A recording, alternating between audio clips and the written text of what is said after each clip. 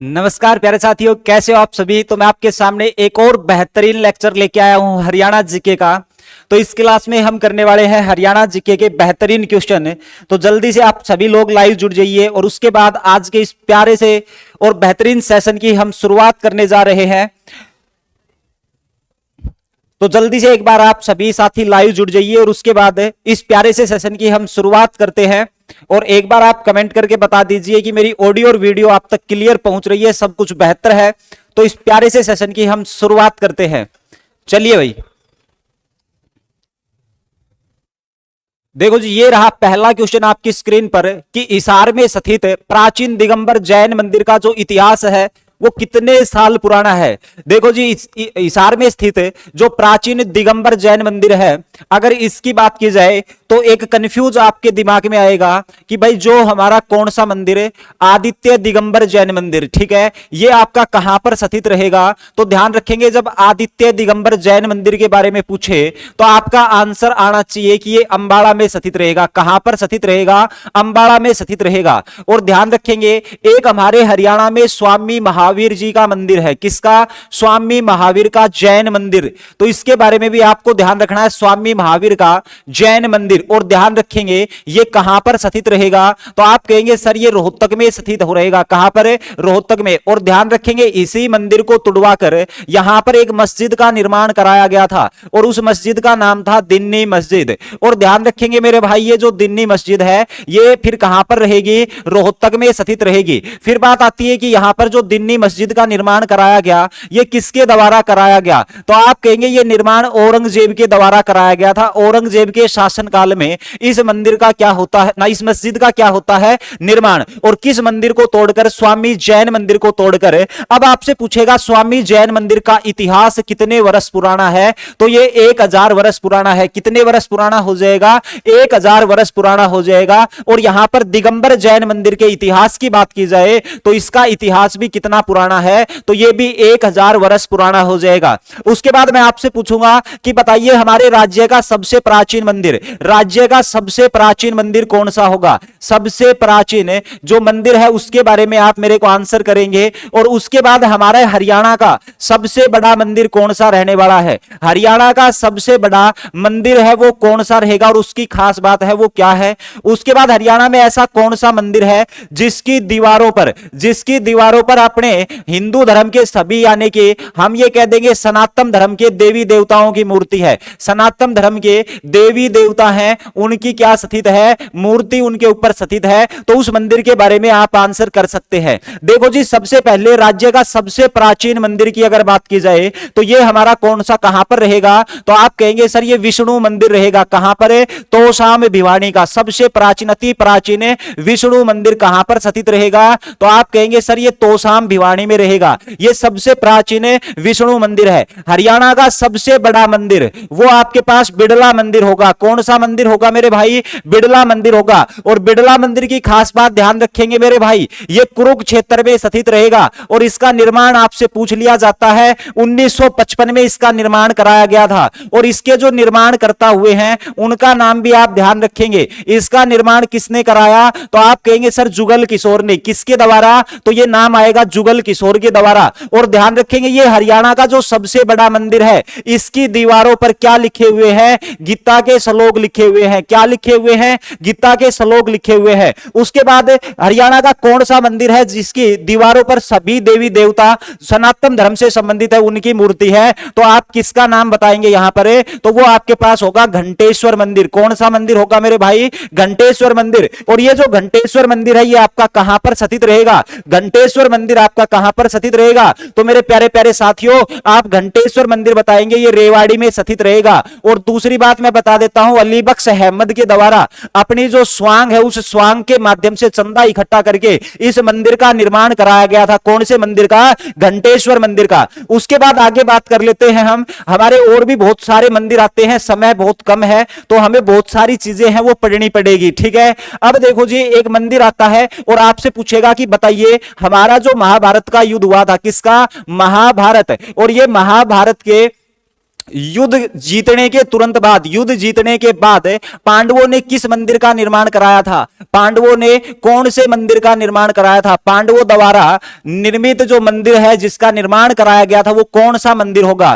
तो आप कहेंगे सर ये जो मंदिर है ये कहां पर बनाया गया था? जैंतपुरी में। ठीक है, जैंतपुरी में, ध्यान रखेंगे। और ये जो जैंतपुरी मंदिर है यहां पर, तो ये जो जैंतपुरी है ये किसका नाम रहेगा? तो आप कहेंगे सर ये जो नाम है जैंतपुरी, ये हमारे किसका नाम होगा? जींद का नाम होगा। ठीक है, जींद का पुराना नाम क्या होगा? जैंतपुरी हुआ करता था। और यहां पर जो मंदिर बनाया वो जैंतपुरी, या फिर हम ये कह सकते हैं जयंती देवी का मंदिर। किसका? तो माता जयंती देवी का मंदिर। किसका? माता जयंती देवी का मंदिर। ठीक है, उसके बाद आपसे पूछ लेगा किसके बारे में? कल आपने भीमा देवी मंदिर पढ़ा था। आप कहोगे यस सर हमने पढ़ा था और हमारे याद भी है कि ये जो भीमा देवी मंदिर है ये हमारा पिंजौर में स्थित रहेगा। कहां पर है? पिंजौर में स्थित रहेगा, कल ही पढ़ाया था। और इसको उत्तर भारत का खजुराहो कहा जाता है, क्योंकि ये खजुराहो शैली के ऊपर आधारित है, तो इसका उत्तर भारत का खजुराहो कहा जाता है। किसको?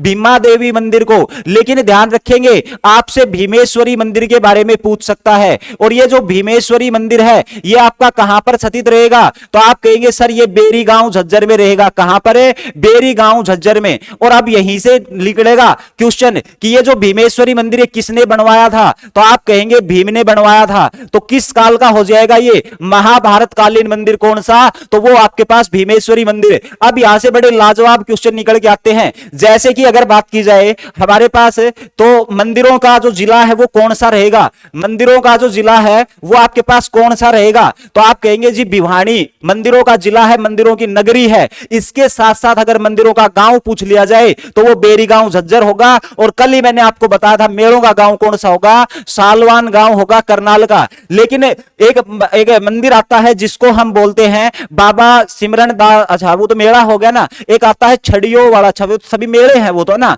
तो आप ये ध्यान रखेंगे भीमेश्वरी मंदिर के बारे में। ठीक है, ये आपका कहां पर रहेगा? बेरी गांव झज्जर में। तो ये क्वेश्चन था दिगंबर जो जैन मंदिर है इसका इतिहास 1000 वर्ष पुराना हो जाएगा। ठीक है, उसके बाद आगे चलिए, महात्मा गांधी को हिसार जिले से या हिसार रेलवे स्टेशन से कब गिरफ्तार किया गया था? अब देखो सबसे पहला जो क्वेश्चन है वो आपके दिमाग में यही आना चाहिए कि महात्मा गांधी की पहली जो गिरफ्तारी है वो कहां पर और कब हुई थी? महात्मा गांधी की पहली गिरफ्तारी, जब देखो जी महात्मा गांधी की पहली गिरफ्तारी की अगर बात की जाए तो आप कहेंगे सर ये गिरफ्तारी महात्मा गांधी की पलवल जिले से होती है। और ये गिरफ्तारी हुई थी कब? तो ये हुई थी भाई साहब 10 अप्रैल 1919 को। और एक्चुअल में ये गिरफ्तारी नहीं थी। 10 अप्रैल 1919 आपको पता ही है कि भाई एक एक्ट आया था और जिसका नाम था रोलट एक्ट। और ये जो रोलट एक्ट है, ठीक है, ये 13 अप्रैल 1919 को आपको पता है जलियांवाला बाग हत्याकांड हुआ था। इसी का विरोध कर रहे थे, तो पंजाब में इसका अच्छा खासा विरोध हो रहा था। और इसी रोलट एक्ट का सहयोग करने के लिए महात्मा गांधी मुंबई से चले थे पंजाब की तरफ।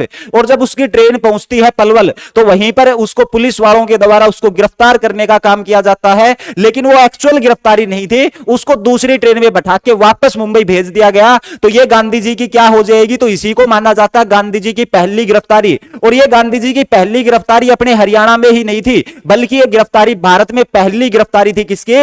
महात्मा गांधी की। लेकिन मेरे प्यारे साथियों आप ध्यान रखेंगे हिसार रेलवे स्टेशन से उसको कब गिरफ्तार किया जाता है? ये दूसरी गिरफ्तारी होगी जो कि 30 जुलाई 1919 की। तो ध्यान रखेंगे अगर आपसे पूछ लिया जाए कि भाई हिसार से कब गिरफ्तार किया जाता है, तो आपका आंसर आएगा सर 30 जुलाई 1919 को, सॉरी 30 जुलाई 1919 को ही यहां से गिरफ्तार किया जाता है। ठीक है, उसके बाद बात आती है कि देखो जी आपने पता है महात्मा गांधी ने ब्रिटिशों के लिए शैतान शब्द का प्रयोग किया था। किस शब्द का प्रयोग किया था? तो आप कहेंगे शैतान शब्द का प्रयोग किया था। तो अब बात आती है कि महात्मा गांधी है वो भिवानी में कब आए थे? महात्मा गांधी भिवानी में कब आए थे? तो भिवानी में महात्मा गांधी, ये आपको ध्यान रखना पड़ेगा। और भिवानी में महात्मा गांधी पहुंचते हैं कब? तो आप कहेंगे सर 22 अक्टूबर 1920 को, 22 अक्टूबर 1920 को। और एक बार तो क्वेश्चन ये पूछ लिया गया था किसके आह्वान पर ये भिवानी में आए थे? तो भिवानी में आए थे ये किसके आह्वान पर है? कि भाई जो हमारे नेकीराम जी थे, पंडित नेकीराम, उसी ने आह्वान किया था, महात्मा गांधी को भिवानी बुलाया था। और यहीं पर इसने हाई स्कूल की भी क्या की थी? स्थापना की थी। और ध्यान रखेंगे गांधी जी के द्वारा यहीं पर इसी समय पर किस शब्द का प्रयोग किया था? शैतान शब्द का। मोस्ट इंपोर्टेंट क्वेश्चन है, शैतान शब्द का क्या किया जाता है? प्रयोग किया जाता है। और यह शैतान शब्द का प्रयोग किसके लिए? ब्रिटिशों के लिए, अंग्रेजों के लिए इस शब्द का प्रयोग करने करने का काम किया गया। उसके बाद गांधी जी भिवानी दूसरी बार भी आए थे मेरे भाई, ध्यान रखेंगे। और भिवानी गांधी जी दूसरी बार कब आए, ये डेट से क्वेश्चन यहां पर आने वाले हैं, ठीक है। आप कहेंगे सर वो बात थी 15 फरवरी की, 15 फरवरी की 1921 को।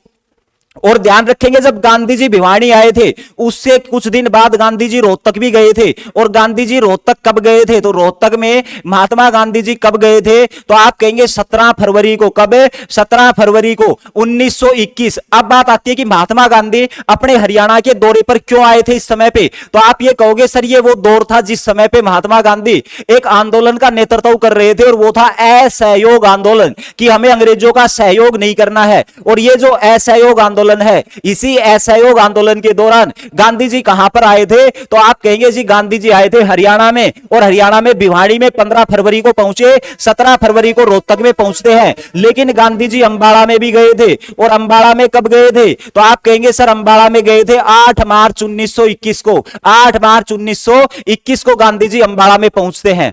उसके बाद क्या होता है मेरे भाई, उसके बाद आपसे यह पूछ लेगा भाई गांधी जी के द्वारा चलाया गया असहयोग आंदोलन हरियाणा में कब से लेकर कब तक चला, तो ध्यान रखेंगे जो असहयोग आंदोलन भारत में चला था उसी समय पे हरियाणा में भी चला, 1920 से लेकर 1922 तक, ठीक है। उसके बाद बात आती है कि भाई अपना देश आजाद हो गया। और जब अपना देश आजाद हुआ तो आप सभी जानते हैं कि अपना देश कब आजाद हुआ था, 15 अगस्त 1947 को। और जब आजादी के बाद का गांधी जी पूछेगा, आजादी के बाद जो महात्मा गांधी है वो सर्वप्रथम कहां पर आते हैं, तो आप कहेंगे रोहतक में आते हैं। कब, तो ये भी आपसे पूछ सकता है कि बताइए आजादी के बाद जो गांधी जी है वो रोहतक कब आए थे, आजादी के बाद गांधी रोहतक कब आए थे, तो आजादी के बाद महात्मा गांधी रोहतक पहुंचते हैं कब, 2 दिसंबर 1947 को। कब, 2 दिसंबर 1947 को। उसके बाद ध्यान रखेंगे गांधी जी पानीपत पहुंचते हैं। और इस समय पे जब रोहतक आए थे तो मेरे भाई ध्यान रखेंगे मौलाना अब्दुल आजाद, ठीक है,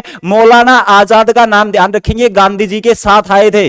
उसके बाद पानीपत जब गांधी जी गए तो वो 9 दिसंबर की बात थी, 9 दिसंबर 1947 गांधी जी कहां पर पहुंचते हैं, पानीपत पहुंचते हैं। लेकिन ध्यान रखेंगे गांधी जी इस समय पे हमारे कहां पर जाते हैं, मेवात में भी जाते हैं। देखो पानीपत में आज के दिन ज्यादा मुसलमान रहेंगे, मेवात में भी ज्यादा मुसलमान है। तो गांधी जी पानीपत इसीलिए गए थे, वो मुसलमानों को आह्वान कर रहे थे कि भाई आपको हमारा ये जो देश है भारत छोड़ने की जरूरत नहीं है, हम यहीं पर आपको सुरक्षा प्रदान कराएंगे। तो इस बात का भी आपको ध्यान रखना है। और उसके बाद एक व्यक्ति थे यामीन करके, उसी के आह्वान पर गांधी जी मेवात जाते हैं। और मेवात गए थे 19 दिसंबर 1947 को। उम्मीद करता हूं महात्मा गांधी से आपके पेपर में अगर क्वेश्चन आया तो क्वेश्चन यहीं से छपेगा, पूरे का पूरा जो चीज है वो आपका यहीं से क्या कर दी है, मैंने कवर कर दी है, ठीक है। तो ये महात्मा गांधी का सारी चीज क्लियर हो गई। और एक चीज बचती है, वो ये बचती है कि महात्मा गांधी जब रोहतक आए थे तो उसने जो अपना भाषण दिया था, अपना स्पीच दिया था, वो कहां से देने का काम किया था, तो आप ये कहेंगे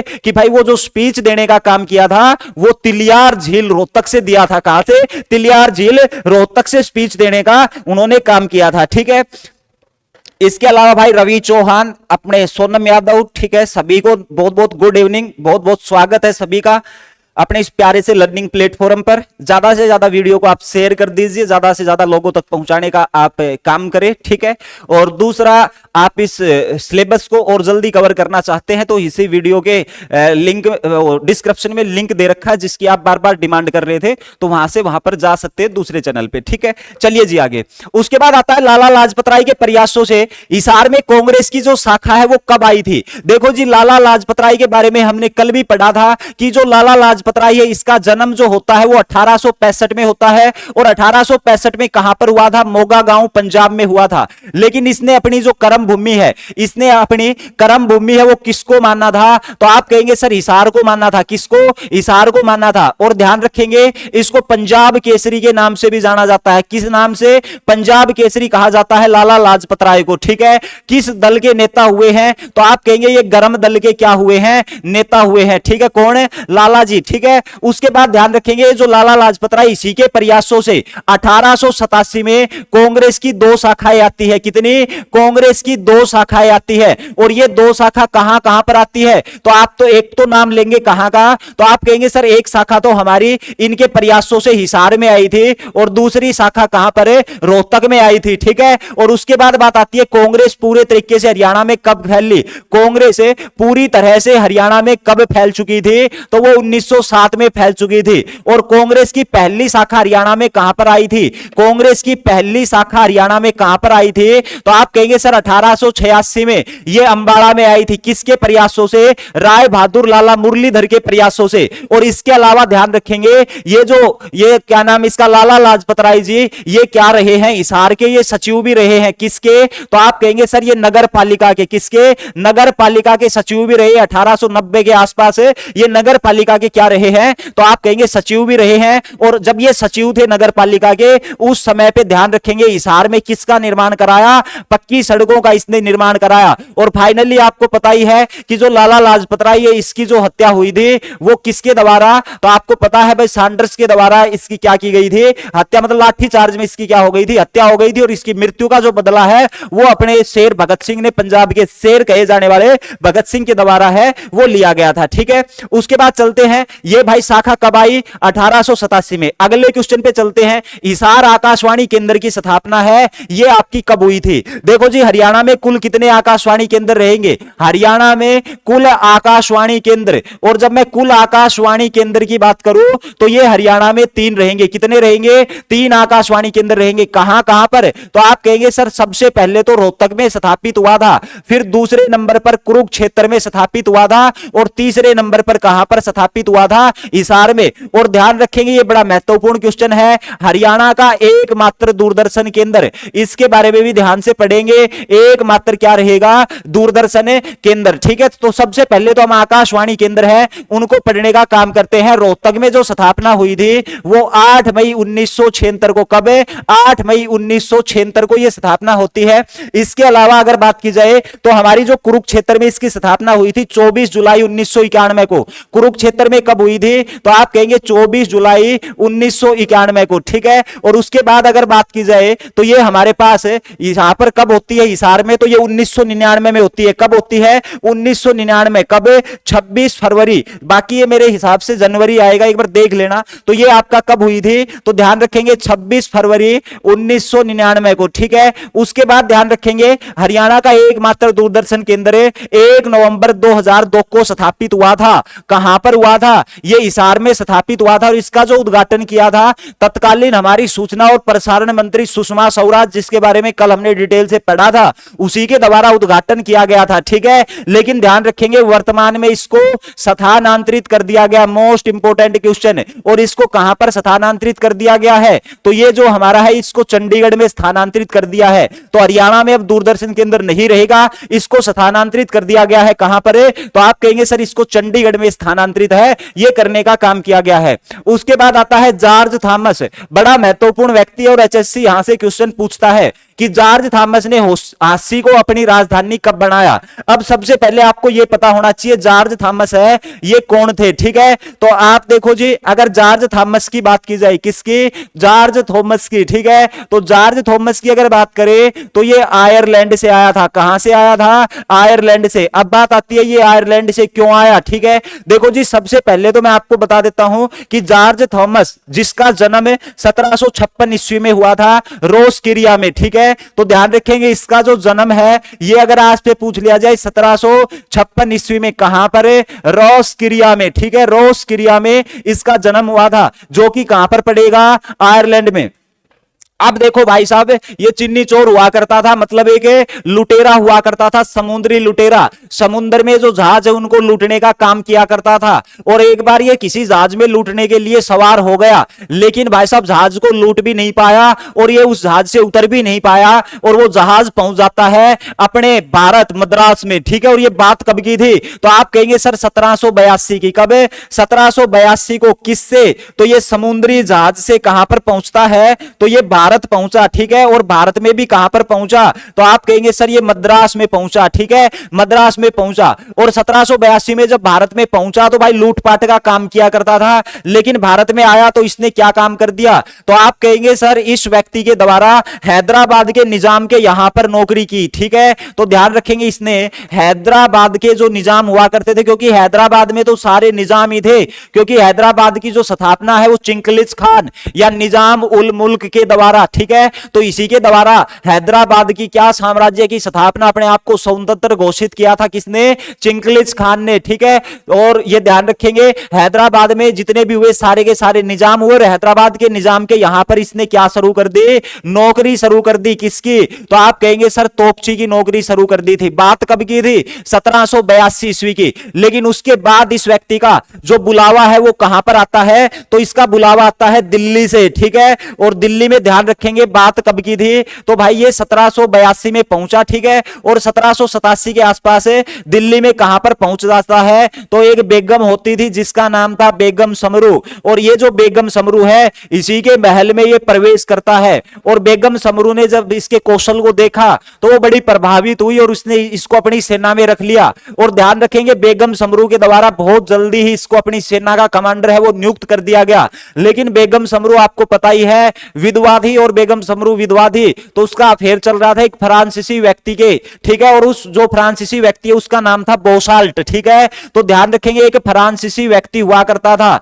जिसका नाम था बोसाल्ट, बेगम समरू इसी के प्रभाव में थी। और ये जो बोसाल्ट है इसने देखा कि लगातार जो जॉर्ज थॉमस है ये बेगम समरू के समीप आने की कोशिश कर रहा है, तो इसके द्वारा इसको कहां से, बेगम समरू के महल से बाहर निकलवाने का काम किया गया। और उसके बाद ये जाता है कहां पर, तो मराठाओं के शासक हुआ करते थे खांडाराव अप्पू, उसी के पास जाता है और उसकी सेना में ये भर्ती हो जाता है। और उसके बाद जो ये खांडे राव था इसी के द्वारा इसको सबसे पहली जो टप्पल सौंपी जाती है, इसको जो मेवात है वो सौंपा जाता है। क्या, एक तो टप्पल की जागीर सौंपी जाती है, सबसे पहले तो इसको टप्पल की जागीर सौंपी जाती है। और ये जो टप्पल है ये कहां पर रहेगा, उत्तर प्रदेश में रहेगा। कहां पर रहेगा, उत्तर प्रदेश में। और उसके बाद धीरे धीरे इसको मेवात क्षेत्र है वो दे दिया जाता है, ठीक है। लेकिन जब जो खांडेराव था उसकी मृत्यु हुई तो उसके बाद ध्यान रखेंगे ये व्यक्ति क्या करता है, 1797 ईस्वी में, कब, 1797 ईस्वी में ये व्यक्ति सहारनपुर पर अधिकार कर लेता है। सहारनपुर उत्तर प्रदेश पड़ेगा और सहारनपुर के ही समीप पैरेलल में रहेगा हमारा करनाल क्षेत्र। 1797 में करनाल क्षेत्र पर अधिकार कर लेता है और 1797 में ही कहां पर है, हांसी के ऊपर अधिकार कर लेता है।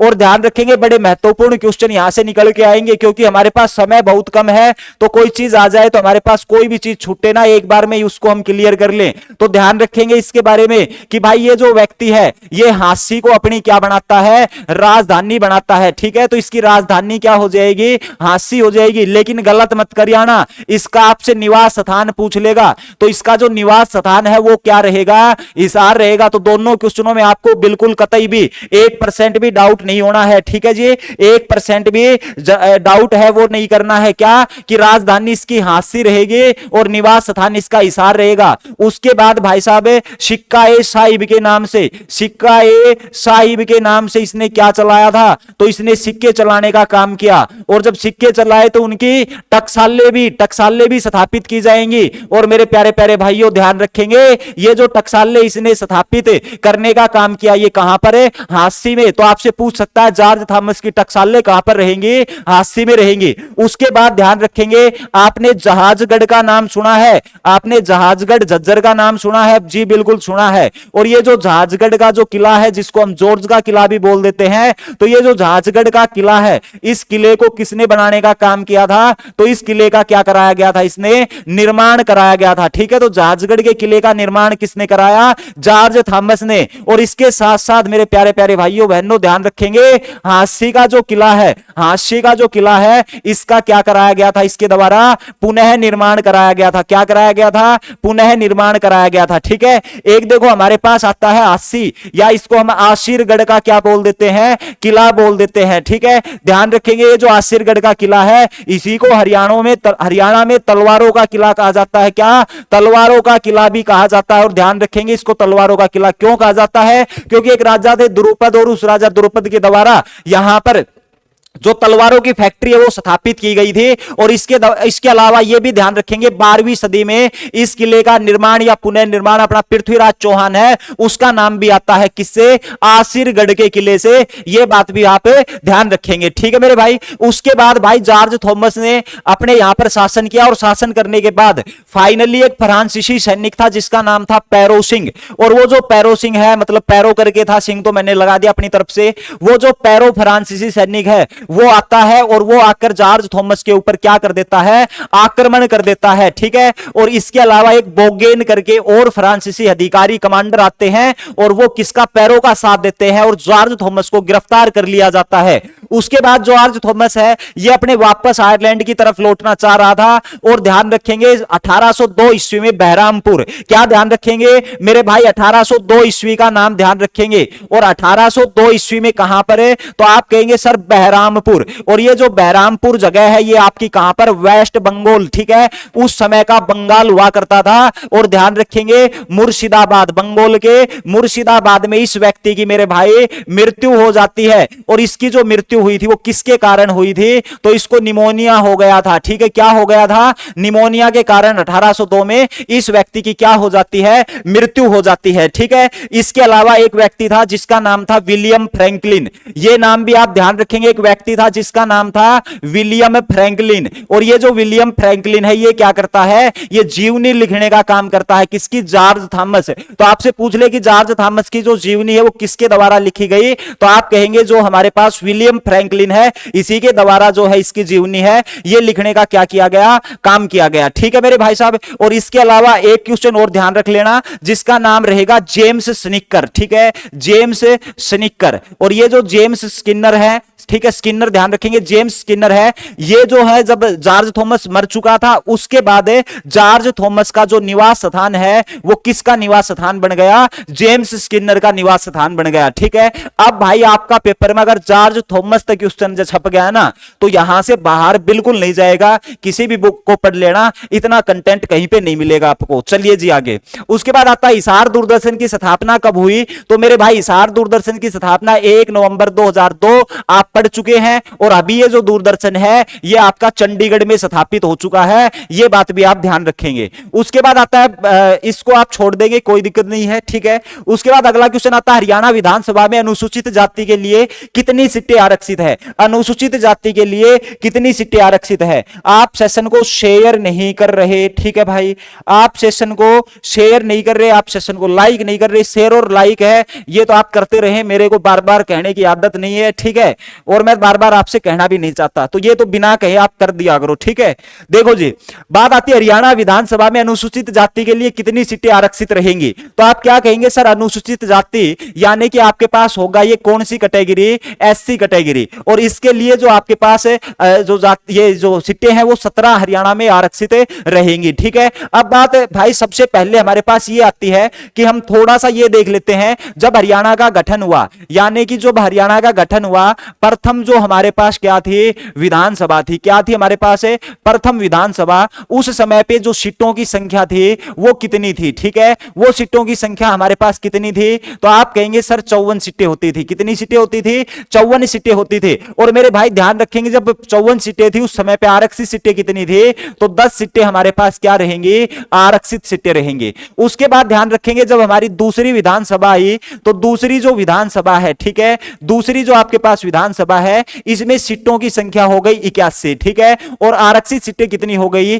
15 आरक्षित सीट हो गई। अब आप ये कहोगे सर पहली विधानसभा बोल ले तो 1966, भाई कब, 1966, ठीक है, कब भाई, 1966, ये आप ध्यान रखेंगे, पहली 1966 और दूसरी विधानसभा 1967। फिर भाई साहब 10 साल बाद 1977 में, ठीक है। और 1977 में आपको क्या ध्यान रखना है कि हमारे पास जो विधानसभा आती है वो कौन सी विधानसभा आती है, तो ये शायद चौथी या पांचवी विधानसभा थी। एक बार इसको आप चेक जरूर कर लेना, क्रॉस चेक। मेरे हिसाब से पांचवी विधानसभा थी। और इसमें जो सीटों की संख्या है ये आपकी कितनी हो जाती है, 90 हो जाती है। और आरक्षित सीटें कितनी रहेंगी, यहां पर 17 सीटें क्या रहेंगी, आरक्षित रहेंगी, ठीक है। अब क्वेश्चन किसी भी प्रकार से आपसे पूछ ले तो आप यहां पर क्वेश्चन को गलत नहीं करेंगे, ये मेरा आपसे वादा रहा। चलो जी आगे। उसके बाद आगे बात आती है हरियाणा विधानसभा में 90 सीटें हैं वो किस वर्ष की गई, तो अब अब आप तो बता सकते हो सर ये तो पिछला क्वेश्चन हमने पढ़ा ही है, और 90 सीटें हैं ये कब की गई, 1977 में। ठीक है, कब की गई मेरे भाई, तो प्यारे प्यारे साथियों ये 1977 में की गई थी। ठीक है, उसके बाद चलो जी अगले क्वेश्चन पे, और अगला क्वेश्चन है हरियाणा विधानसभा में हिसार में कितनी सीटें हैं, हिसार जिले में विधानसभा की कितनी सीटें हैं। देखो मेरे प्यारे प्यारे साथियों, अगर मैं बात करूं हरियाणा में जो विधानसभा है इसमें हिसार में कितनी सीट है, तो आप कहेंगे यहां पर 10, 15, 20 मरवा दिए भाई, सारे के सारे ऑप्शन यहां पर गलत हैं। और हरियाणा में जो विधानसभा की सीटें हैं वो आपकी कितनी रहेंगी, तो आप कहेंगे 7 सीटें रहेंगी। ठीक है, और इन 7 सीटों के साथ ध्यान रखेंगे जो हिसार है ये सबसे अधिक विधानसभा क्षेत्र, सबसे अधिक जो विधानसभा क्षेत्र है, सबसे अधिक विधानसभा क्षेत्र, ठीक है, विधानसभा क्षेत्र ये आपका कहां पर रहेगा, तो आप कहेंगे हिसार में। फिर आप कहोगे सर न्यूनतम विधानसभा क्षेत्र हमारे से पूछ लिया जाए तो हम किसका जिक्र करें, तो भाई आप किसी का जिक्र मत करना, आपसे नहीं पूछा जाएगा। ठीक है, फिर भी अगर पूछ लिया जाए तो पंचकुला में केवल 2 विधानसभा सीट रहेंगी, और उसके बाद अगर बात की जाए कहां पर, चरखी दादरी में, वहां पर भी 2 विधानसभा सीट है वो आपकी रहेंगी। और जो पंचकुला और चरखी दादरी है ये हरियाणा का ऐसा जिला है दोनों में सबसे न्यूनतम 2-2 रहेंगी, और ऐसे भी जिले हैं कि यहां पर जो विधानसभा की सीटें हैं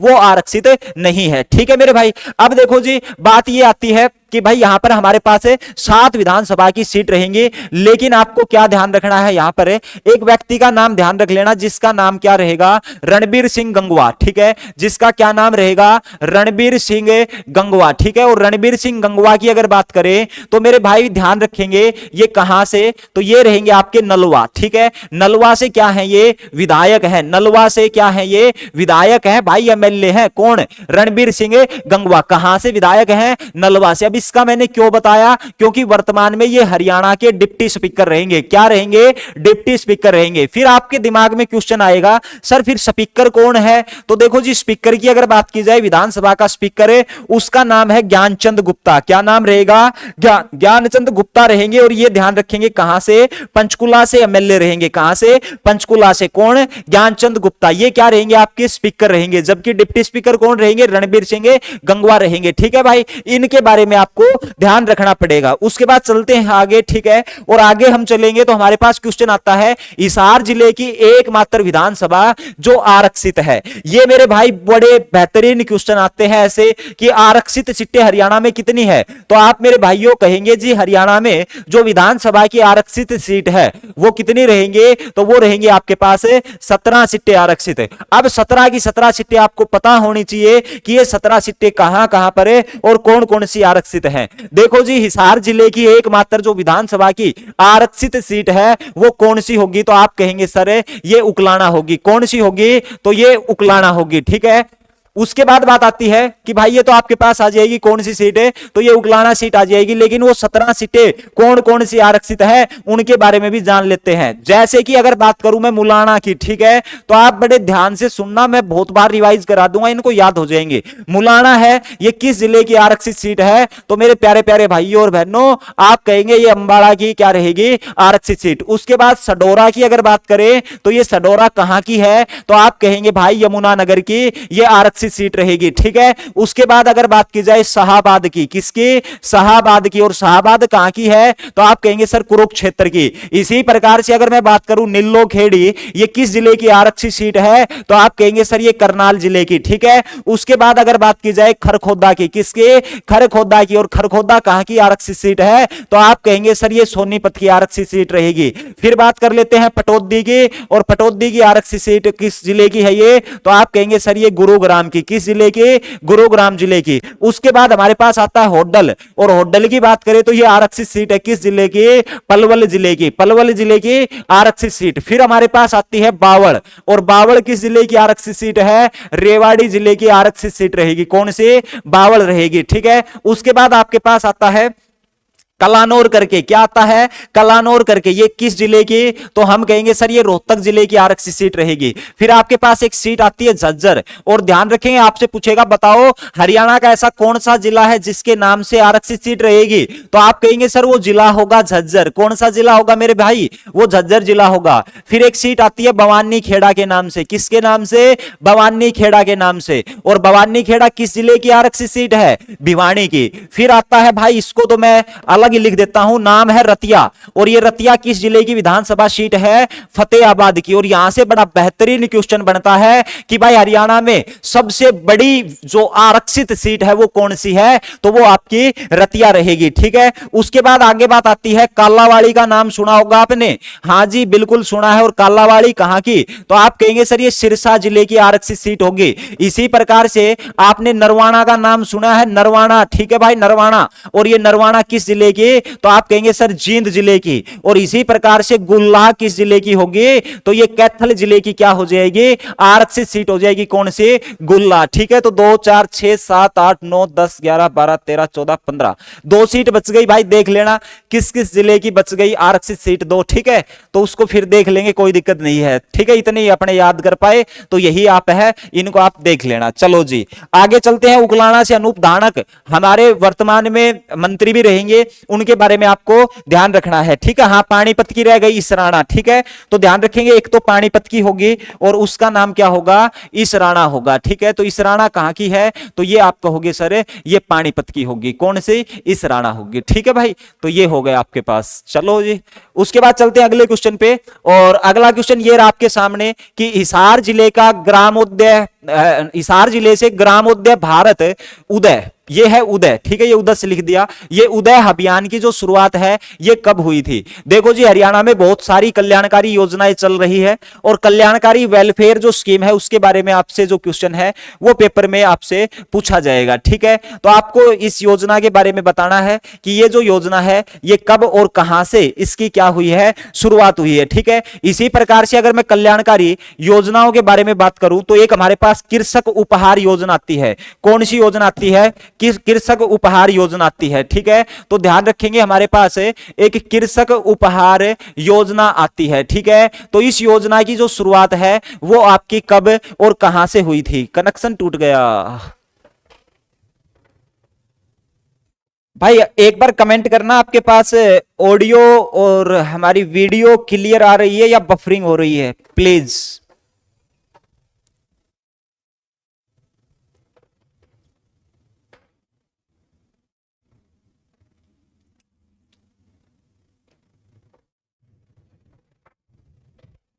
देखो जी कृषक उपहार योजना, उसके बाद आगे बात आती है जो दूसरी योजना हमारे पास है। तो एक सक्षम योजना के बारे में आपने पढ़ा होगा। कौन सी? तो आप कहेंगे सर सक्षम योजना। एक म्हारा गांव जगमग गांव, म्हारा गांव किसके नाम से? जगमग गांव के नाम से। ये भी एक हमारे पास क्या रहेगी? योजना रहेगी। एक हमारे पास योजना आती है, क्या नाम है? बेटी का सलाम राष्ट्र के नाम, ठीक है। तो ध्यान रखेंगे एक योजना आती है बेटी का सलाम किसके नाम है? तो आप कहेंगे राष्ट्र के नाम, ठीक है। बेटी का सलाम किसके नाम है? तो आप कहेंगे राष्ट्र के नाम। ये योजना आपकी कब शुरू हुई थी, ठीक है। उसके बाद ऑपरेशन मुस्कान कब शुरू हुआ था? कौन सा? तो आप कहेंगे सर ऑपरेशन मुस्कान। ये कब शुरू किया गया था? ऑपरेशन मुस्कान की जो शुरुआत है वो कब की गई थी? और इसी प्रकार से हमारे पास एक आयुष्मान भारत योजना आती है। कौन सी? तो आप कहेंगे सर आयुष्मान भारत योजना, ठीक है। ये जो योजना है ये आपकी कब आई थी? देखो जी धीरे धीरे करके मैं सारी की सारी जो योजनाएं हैं वो आपके हिन्ही क्वेश्चनों में करा दूंगा, ठीक है। हरियाणा की इकोनॉमी भी यहीं पे करा दूंगा, ठीक है जी। क्लियर है? फिर ठीक है, ओके भाई। देखो जी अगर कृषक उपहार की बात करें तो मेरे भाई 2 अक्टूबर 2000 को आई थी ये योजना। 2 अक्टूबर 2000 को आई थी। कौन सी? तो आप कहेंगे सर कृषक उपहार योजना। सक्षम योजना की अगर बात करें तो ये योजना आपकी 2016 में आती है। देखो कृषक उपहार जो योजना है ये कृषि को बढ़ावा देने के लिए आई थी, ठीक है। अब वर्तमान में इस योजना के तहत राष्ट्रीय स्तर पर अगर आप कृषि में उत्कृष्ट कार्य करते हो तो ट्रैक्टर दिया जाता है। जिला स्तर पर जो है कल्टीवेटर देने का काम किया जाता है। म्हारा गांव जगमग, अच्छा सक्षम योजना है ये भाई आप सभी जानते होंगे, जो बेरोजगार युवा है उन्हीं के लिए है। म्हारा गांव जगमग गांव योजना है 1 जुलाई 2015 को, ध्यान रखेंगे 1 जुलाई 2015 को इसकी क्या दयालपुर गांव कुरुक्षेत्र से शुरुआत की गई थी। और हरियाणा में सभी गांवों को 24 घंटे बिजली उपलब्ध मुहैया करवाना इसका क्या रहेगा? काम रहेगा, ठीक है जी। उसके बाद बात आती है हमारे पास जो अगली योजना है बेटी को बेटी का सलाम राष्ट्र के नाम है, ये भाई 15 अगस्त को इसकी शुरुआत की गई थी 2015 में। इसमें क्या था, तो इसमें जो झंडा वगैरह फहराने क्या किया गया था कि भाई गांव की सबसे शिक्षित जो लड़की है वो झंडा फहराने का काम करेगी 15 अगस्त के दिन स्कूलों में। तो ये थी बेटी का सलाम राष्ट्र के नाम है। ऑपरेशन मुस्कान की अगर बात करें तो इसमें जो खोए बच्चे थे उन्हीं के लिए योजना आई थी, और ये योजना भी कब आई थी, 1 जुलाई 2015 को। 1 जुलाई 2015 को खोए हुए बच्चे हैं उन्हीं के लिए। और आयुष्मान भारत योजना की बात की जाए तो ये हरियाणा में आई थी 23 सितंबर 2018 में। कौन सी योजना, आयुष्मान भारत योजना। देखो योजना थी इसलिए मैंने धीरे धीरे आपसे पढ़ाया है, ठीक है। तो एक एक डेट जो है वो मैं आपको याद कराने का काम करूंगा। इन योजनाओं को हम बार बार दोहराते रहेंगे, अगले 10 से 12 दिन में आपको ये टिप्स पे हो जाएंगे, ठीक है मेरे भाई। चलिए जी अगले क्वेश्चन पे, खुद जिला ना होते हुए कहां पर पुलिस जिला स्थित किया गया। देखो जी जिला ना होते हुए पुलिस जिला, कल भी मैंने चर्चा की थी इस क्वेश्चन के बारे में। तो आप कहेंगे सर हरियाणा में 22 जिले हैं, ठीक है, तो 22 क्या रहेंगे, तो आप कहेंगे सर 22 पुलिस जिले रहेंगे, ठीक है। उसके बाद ध्यान रखेंगे 3 हमारे जिले ना होते हुए क्या है, जिला ना होते हुए पुलिस जिला है, ठीक है। और इन 3 में से ध्यान रखेंगे 2 तो हमारे बन चुके हैं, और वो 2 कौन कौन से, तो आप कहेंगे एक तो हास्य और दूसरा कौन सा, तो दूसरा आपका मानेसर। हास्य और मानेसर ये 2 आपके जिला ना होते हुए पुलिस जिले हैं। और तीसरा, जब जन संवाद के दौरान अभी कुछ ही दिन पहले अपने जो मुख्यमंत्री सिरसा के दौरे पे गए थे तो डबवाली, ठीक है, किसको, डबवाली को पुलिस जिला बनाए जाने की घोषणा है उनके द्वारा की गई है। तो ध्यान रखेंगे यहां पर किसका नाम आ जाएगा, हास्य का। उसके बाद गुप्तकालीन सूर्य देवता की मूर्ति हरियाणा में कहां से मिली है, ठीक है। तो सबको समझ आ रहा है, क्लास कैसी लग रही है आपको, कमेंट जरूर करें, ठीक है भाई। क्लास आपको कैसी लग रही है, सब कुछ बेहतर है, सब कुछ आपको समझ आ रहा है या नहीं, तो इसके बारे में भी आप कमेंट में अवश्य लिखें, ठीक है भाई। देखो जी आगे बात करते हैं, हमारे पास क्या आती है, तो हमारे पास आती है गुप्तकालीन सूर्य देवता की जो मूर्ति है वो हमें कहां से मिली है। तो देखो जी गुप्तकालीन सूर्य देवता की मूर्ति है ये आपको अगरोहा से मिली है। अगरोहा कहां पर रहेगा, हिसार में रहेगा। अगर गणराज्य की क्या हुआ करता था, ये राजधानी हुआ करता था, किसके, अगर गणराज्य की, ठीक है। उसके बाद बात आती है बलराम जी की मूर्ति कहां से मिली है, किसकी, तो आप कहेंगे जी बलराम जी की मूर्ति। और ये जो बलराम जी है इसका तो आप सभी को पता है ना, श्री कृष्ण के बड़े भाई हैं। एक दाऊ जी का मंदिर भी रहेगा, ठीक है, बंचारी पलवल में, ठीक है, होडल में, किसका, दाऊ जी का मंदिर। तो ये जो बलराम जी हुए हैं ध्यान रखेंगे, ये जो आपके बलराम जी हुए हैं, ये बलराम जी की जो मूर्ति है ये आपकी कहां पर है, होडल में ना होके ये आपकी अस्थल बोहर से मिली है। कहां से, अस्थल बोहर का नाम है, ये ध्यान रखेंगे, ठीक है। सहसैया पर लेटे हुए भगवान विष्णु की मूर्ति कहां से मिली है, ठीक है। तो ध्यान रखेंगे सहसैया पर लेटे भगवान विष्णु की मूर्ति, ठीक है, लेटे भगवान विष्णु की मूर्ति हमें कहां से प्राप्त हुई है, यह आपको बताना है कि सहसैया पर लेटे हुए भगवान विष्णु की जो मूर्ति है यह आपको कहां से मिली है। उसके बाद लाल पत्थर की भगवान शिव की मूर्ति, किसकी, लाल पत्थर से, ठीक है। वैसे तो लाल पत्थर से हनुमान जी की मूर्ति होती है, लेकिन हरियाणा में लाल पत्थर से बनी जो शिव भगवान की मूर्ति है ये कहां पर रहेगी, किसकी, शिव भगवान की जो मूर्ति है ये आपकी कहां पर रहने वाली है। देखो यहां से कोई ना कोई क्वेश्चन आपके पेपर में जरूर फंस जाएगा, लेकिन ध्यान रखेंगे लाल पत्थर से बनी शिव भगवान की मूर्ति कहां पे। और दूसरा क्वेश्चन ये बनता है पंचमुखी शिव भगवान की मूर्ति हरियाणा में कहां पर, पंचमुखी शिव भगवान की या शिव की जो मूर्ति है ये अपनी हरियाणा में कहां पर रहने वाली है। मौर्यकालीन अवशेष हरियाणा में कहां से मिले हैं, मौर्यकालीन अवशेषों की अगर बात की जाए ये आपके हरियाणा में कहां से मिले हैं। इसी प्रकार से आप ध्यान रखेंगे यक्ष यक्षिणियों की मूर्ति, किसकी, यक्ष यक्षिणियों की जो मूर्ति है ये आपकी कहां से मिली है, यक्ष यक्षिणियों की जो मूर्ति है ये आपको हरियाणा में कहां से प्राप्त हुई है, ठीक है। यक्ष यक्षिणियों की मूर्ति पहले इनके बारे में हम कर लेते हैं। देखो जी सैया पर लेटे हुए भगवान विष्णु की जो मूर्ति है ये आपकी फजीलपुर सोनीपत से, कहां से कहोगे, आप कहोगे सर फजीलपुर सोनीपत से, कहां से? फजीलपुर सोनीपत से। लाल पत्थर से बनी भगवान शिव की मूर्ति, हरनोल का नाम ध्यान रखेंगे, और यह स्थान कहां पर रहेगा? यमुना नगर में। उसके बाद पंचमुखी शिव भगवान की मूर्ति, पैसे पढ़ लेना पेहोवा। क्या पढ़ोगे? पेहोवा। और पेहोवा कहां पर रहेगा? कुरुक्षेत्र में। मौर्यकालीन अवशेष, ये आप ध्यान रखेंगे, एक तो हिसार और दूसरा आपका क्या हो जाएगा? तो आप कहेंगे सर फतेहाबाद में। उसके बाद यक्ष यक्षणियों की मूर्ति, ये 3 जगह से मिली है, और ध्यान रखेंगे कौन कौन से हो जाएंगे? ये आपके होडल, ठीक है। होडल के अलावा आपका पलवल हो जाएगा, और कौन सा हो जाएगा? अथीन हो जाएगा। होडल, पलवल, और कौन सा हो जाएगा? अथीन हो जाएगा, ठीक है। तो ये जरूर आप ध्यान रखेंगे। इसके अलावा ध्यान रखेंगे चेनेस्टी का स्तूप है, ये हरियाणा में कहां से रहेगा? ठीक है, तो मैं थोड़ा सा मिटा देता हूं, क्योंकि जब ये मूर्तियों की बात आ गई, पेपर आपका नजदीक है, तो ज्यादा से ज्यादा चीजें हैं वो आपको कराने का यहां पर काम किया जाए, ठीक है। तो मेरे लिए भी ये भाई टास्क है, और जैसा कि मेरे को गाइडलाइन मिली हुई है कि भाई आपको जो ये 10 से 12 दिन क्लास से करानी है, कोई सिंगल क्वेश्चन है वो बाहर नहीं जाना चाहिए, ठीक है। तो सिंगल क्वेश्चन तभी बाहर नहीं जाएगा तब ज्यादा से ज्यादा कंटेंट है वो हम क्वेश्चनों के माध्यम से कवर करेंगे, और इस बात की मैं आपको 100% गारंटी देता हूं, जिस दिन आप पेपर देख के आएंगे उससे नेक्स्ट दिन आपसे लाइव रूबरू होंगे, और उस समय पे आपको बताएंगे कितना पढ़ाया हुआ, कितना पेपर में आया है। उसके बाद आगे बात आती है चेनेस्टी का स्तूप आपका कहां पर रहेगा, ठीक है।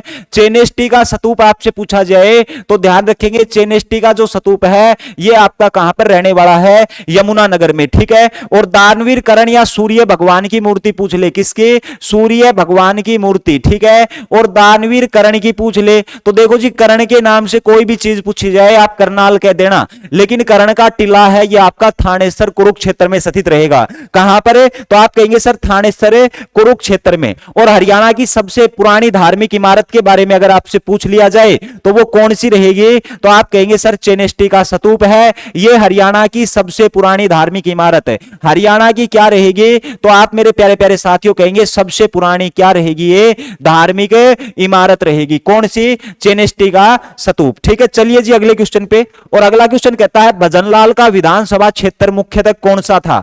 भजनलाल के बारे में तो आप सभी जानते हैं कि भाई इसका जन्म तो पाकिस्तान में हुआ था, लेकिन विभाजन के समय ये भारत में आ गए थे, और जब ये भारत में आए तो ये आके कहां पर रहने लगे थे? तो ये हिसार में आके बस गए थे। तो भजनलाल का जो विधानसभा क्षेत्र है वो आपका कहां पे हो जाएगा? आदमपुर हिसार हो जाएगा, ठीक है मेरे भाई। उसके बाद चलते अगले क्वेश्चन पे, और अगला क्वेश्चन कहता है मल्लिका शेरावत का संबंध हरियाणा के किस जिले से है? तो ध्यान रखेंगे मल्लिका शेरावत का संबंध हरियाणा के हिसार जिले से रहेगा।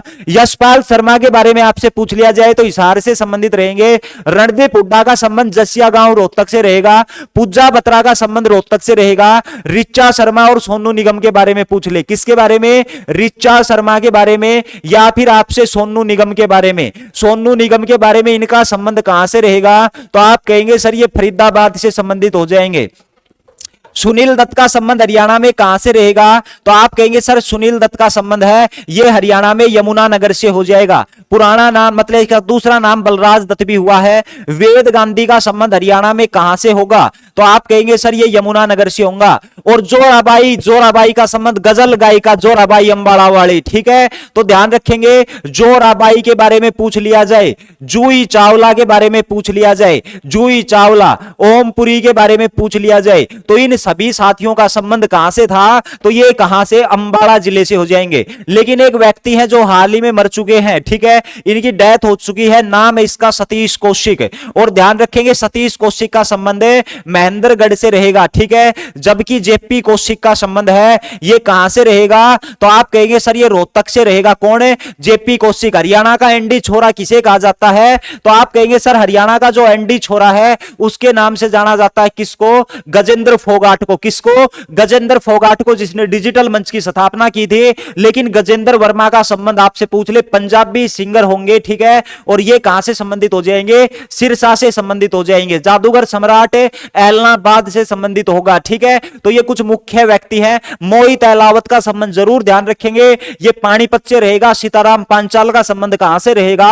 तो वो आपके जींद जिले से हो जाएंगे। कौन है? तो आप कहेंगे सीताराम पांचाल। लेकिन राजकुमार राव के बारे में अगर भाई पूछ लिया जाए ना, बड़ा महत्वपूर्ण नाम है राजकुमार राव। ठीक है, तो ध्यान रखेंगे, अगर आपसे राजकुमार राव के बारे में पूछ लिया जाए, किसके बारे में, राजकुमार राव के बारे में, और इसका संबंध है गुड़गांव जिले से होगा। किसका, राजकुमार राव का संबंध कहां से होगा, तो आप मेरे प्यारे प्यारे साथियों कहेंगे गुरुग्राम जिले से राजकुमार राव का संबंध रहने वाला है। ठीक है, अब देखो मेरे भाई, एक बार आप जल्दी से कमेंट में आ जाइए और मेरे को यह बता दीजिए, जो क्वेश्चन है वो तो हम इतने ही रखेंगे। क्या मैं आपको, बचा है अभी 5 मिनट और बची हुई है हमारे पास से, क्या मैं आपको छोटा सा टॉपिक करा दूं या फिर क्लास को यहीं पे समाप्ति की घोषणा कर दे?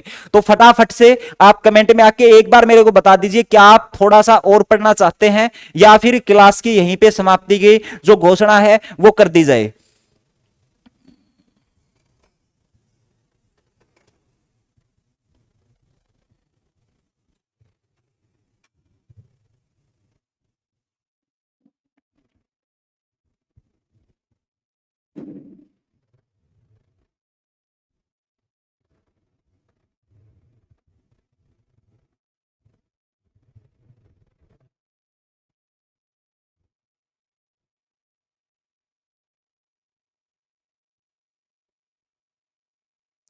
एक बार आप बता दीजिए कमेंट करके, क्या क्लास को हम यहीं पे रोक दें या फिर थोड़ा सा और करवा दें? करवा दो, ओके। चलो जी, थोड़ा आपके पास शायद वीडियो बफरिंग कर रही होगी, एक बार कनेक्शन सब कुछ ठीक है, बेहतर है?